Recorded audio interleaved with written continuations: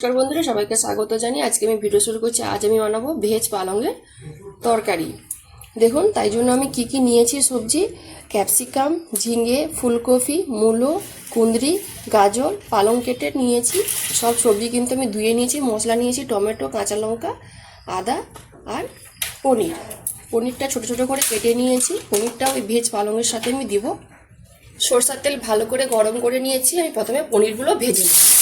পনিরগুলো সব লাল লাল করে ভেজে নিয়েছি। এবারে আমি জায়গাটা তুলে নেব। ওই পনির ভাজার তেলে ফোড়ন দিয়ে দেবো 5 ফোড়ন, গোটা জিরে, শুকনো লঙ্কা, তেজপাতা। ফোড়নটা আমার লাল লাল করে ভাজা হয়ে গেছে। এবারে সব কেটে রাখা সবজিগুলো দিয়ে দেবো। এই সবজিটার মধ্যে বরবটি, বিনস দিতে পারেন। আমার বাড়িতে যাই সবজি ছিল আমি সেইগুলো দিয়ে বানাচ্ছি। সবজিটার মধ্যে একটু হলুদ গুঁড়ো দিয়ে দেবো, আর দিয়ে দেবো পরিমাণ মতো নুন। ভালো করে একটু ভাজা ভাজা করে নেবো। সবজিগুলো কিন্তু আমি হালকা ভেজে নিয়েছি। দেখুন, প্রায় অনেকটা সিদ্ধ হয়ে গেছে। এবারে আমি দিয়ে দেবো মশলা বাটাটা: আদা, টমেটো আর কাঁচা লঙ্কা। 1 চামচ জিরে গুঁড়ো, অল্প একটু ভাজা মশলা গুঁড়ো, 1 চামচ মতো চিনি।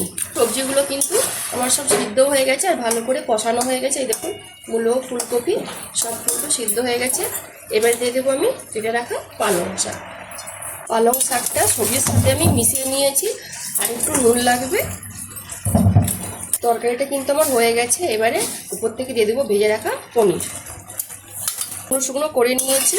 আমার তরকারিটা কিন্তু হয়ে গেছে। এবারে জায়গাতে নামিয়ে নিই। পালংয়ের তরকারিটা আমি জায়গাতে ঢেলে নিয়েছি। আর এই মিক্স ভেজ পালংয়ের তরকারিটা কিন্তু সত্যি খেতে অসাধারণ লাগে। কিভাবে বানালাম দেখলেন তো বন্ধুরা। যদি আজকে রেসিপিটা ভালো লেগে থাকে তাহলে অবশ্যই একবার বাড়িতে বানিয়ে খাবেন আর আমাকে কমেন্টে জানাবেন। যেসব বন্ধুরা আমার রান্নার ভিডিও দেখতে পছন্দ করেন তারা আমার পেজটাকে লাইক, কমেন্ট, শেয়ার করবেন।